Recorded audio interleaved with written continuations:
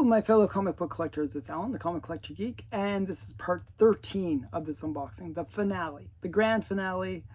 I'm going to show some pretty awesome books. I hope you enjoy this part because it's the big one. It is the big one, and there's some pretty cool books in here. I think you'll enjoy them. We're going to start out with something that's, that I saw and I felt like this was a steal. It was like, I'm really into 3D books. I already have this book, but this was a graded copy with the glasses, and it's one that just has a great cover too. So I think this was like, it was like $70 or $80. It was not that expensive, shipped. That's shipping, with shipping. And it was just a really great one. Like, it's a 3.5, not super high grade, but presents incredibly well. And actually, I don't know why they graded it so harshly, because it does present really, really well. This is from Fiction House, 1953. It's a Maurice Whitman cover, and it's a 3D comic. Just a really great cover, Sheena in 3D. And you can see the back, really clean back. I don't know, I'm not sure. I'm trying to figure out why it got such a low grade. Looks really solid to me, just a really pretty book. So yeah, Sheena, 3D Sheena, Jungle Queen #1 from 1953.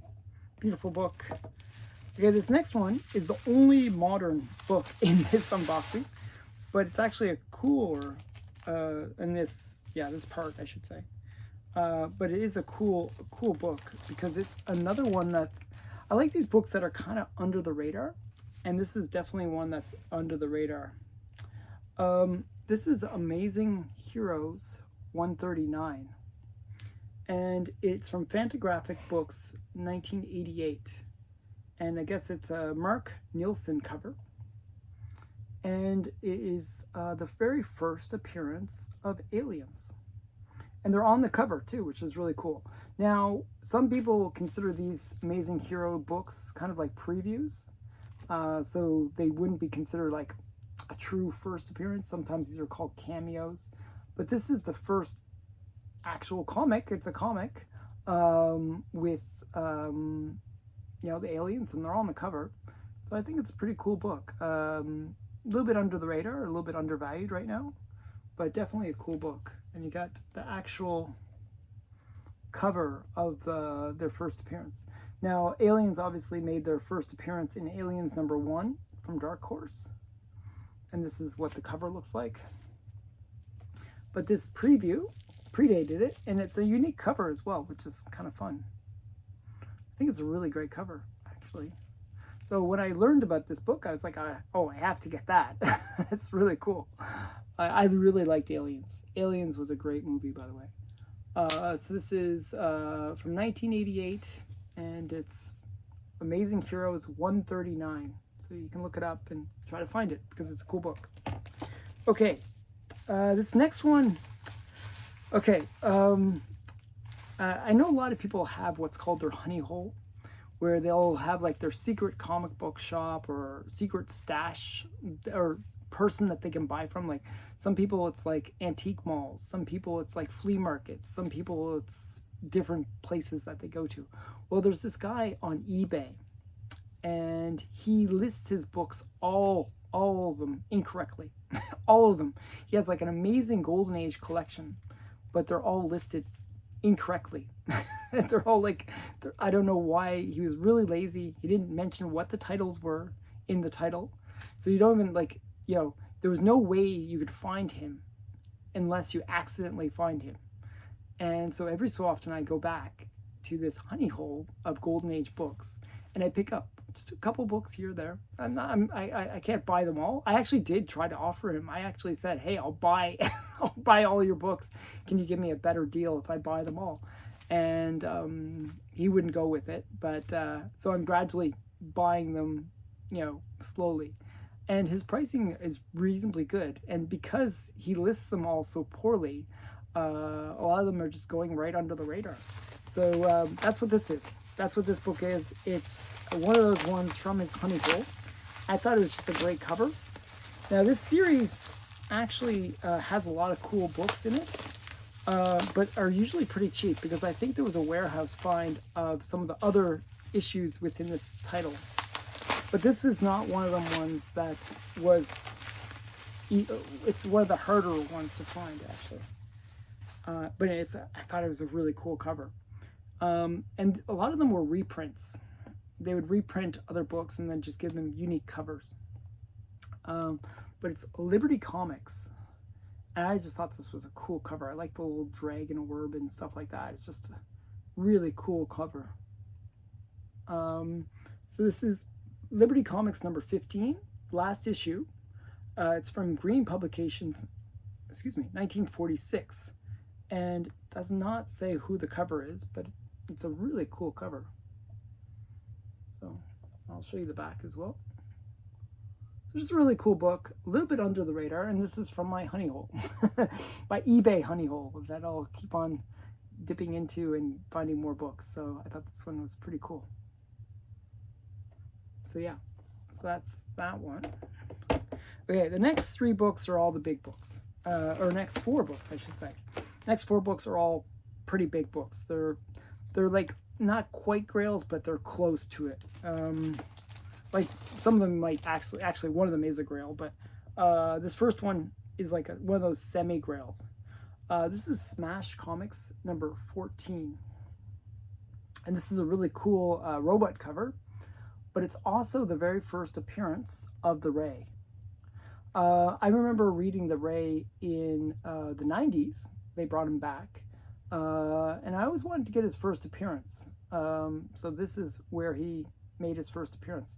And when I was making my ultimate want list, I made that maybe in 2015. I think I made a not an Excel file, just like a notepad, and that's so my style. I have these notepads with just notes that I take. Well, I made a ultimate, these are the books that I wanted to get in my lifetime kind of thing. I put Action 1, I put Bat 1, put Detective 27. Well, one of the first books that I put on that list was this one, because I always wanted to get the first appearance of the Ray. I thought it would be really cool. So this is the first appearance of the Ray. And it says, the first appearance of the Ray, first quality brand emblem, and first quality comic group logo. So that's pretty cool. So a bunch of firsts in this book. And the cover is by, who did the cover? Gil Fox. And actually Smash Comics number 1 is the very first robot cover. So this is actually a pretty important series. And this is also the series that launched Lady Luck. She appeared later. I think Smash Comics 42 or 43 was where she made her first appearance. So really important title. And these first ones had a lot of these robot covers. Now it's Bozo the Robot is the name of the robot. So really cool. So that's the first bigger book. I just noticed as I'm putting it down, I noticed that the case has a bit of a crack. Not sure if you can see that. That's kind of frustrating. Bit of a crack. Okay. That's a little bit sad. Okay. Okay, this next book is one that a lot of people consider a grail. This is probably one of the more iconic pre-code horror covers, and it's horrific number 3. It's the one where the guy gets the bullet to the brain. It's just like, it's a Don Heck cover, and it's just like a classic cover. It's like one of the ones that most people go, oh, that's pre-code horror, like, you know, just bullet to the brain. Just a classic cover. Classic bullet in the head cover. This is from Comic Media, 1953.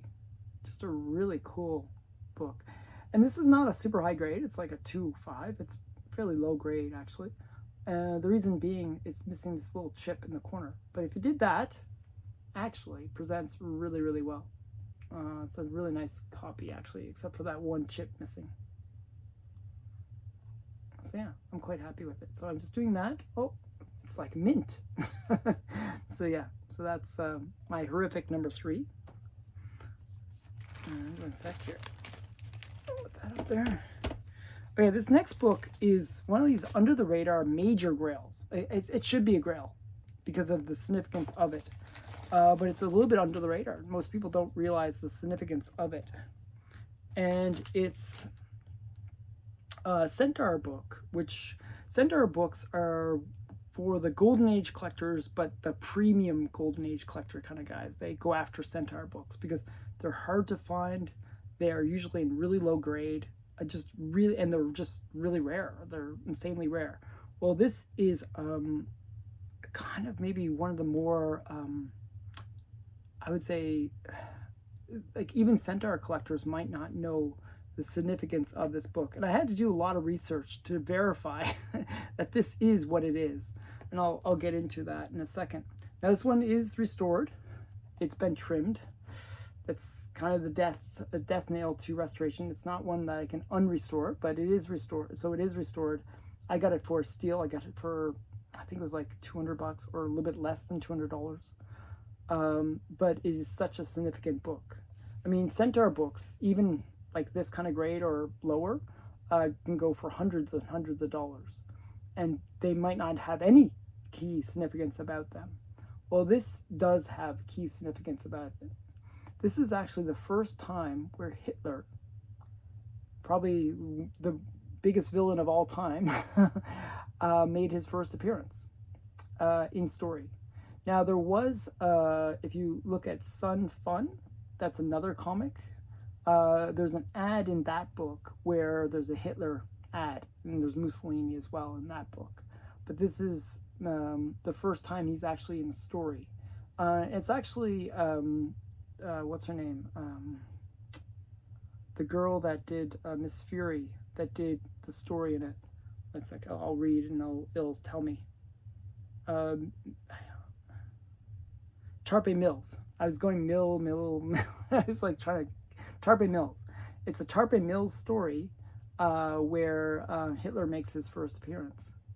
And so this is a pretty major book. So it's from 1939. So this is 2 years before the U.S. gets into the war. And it's from Centaur Publications. So pretty cool book. And that is the Phantom on the cover, the guy that's jumping down. So yeah, it's a cool book. First appearance of Hitler in comics. Kind of a major grail, I think. And speaking of Hitler, it's also from the Ruben Blades collection. But this next book was on my top 10 want lists for 2025. This is a book that actually I didn't think I would get. It's one that there was one copy that was on my comic shop that I was sort of stalking. They ended up lowering the price and it sold instantly. So I was kind of frustrated with that, but I managed to find another copy. And I found this copy. And it's Daredevil Battles Hitler #1. And it later becomes just Daredevil Comics. But this is a classic Hitler cover. It's like one of these photo covers, has almost a Monty Python look to it, where they're really lampooning Hitler. And this book is really cool. This is actually pre-US going into war with Germany. You got Daredevil throwing his boomerang at Hitler. Got all the guys fighting Hitler, and he's just larger than life, and they're all attacking him. This is from Liev Gleason from July of 1941. So this is Daredevil Battles the Claw and Hitler. Title becomes Daredevil Comics, Silver Streak appearance, Hitler cover. And it's a Charles Barrow and Bob Wood cover. So just classic stuff. So this is a pretty big book. Look it up, you'll see what I'm talking about. It is a really big book. They actually let me do a little bit of payments to pay this one off, so I was quite happy.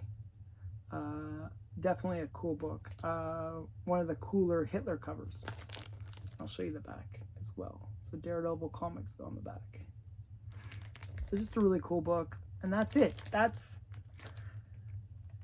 the grand finale. I hope you enjoyed those last 4 books at least. And there's some pretty cool stuff. If you watch the other parts, I've been showing pretty cool stuff all along. And hopefully you enjoyed those other parts as well.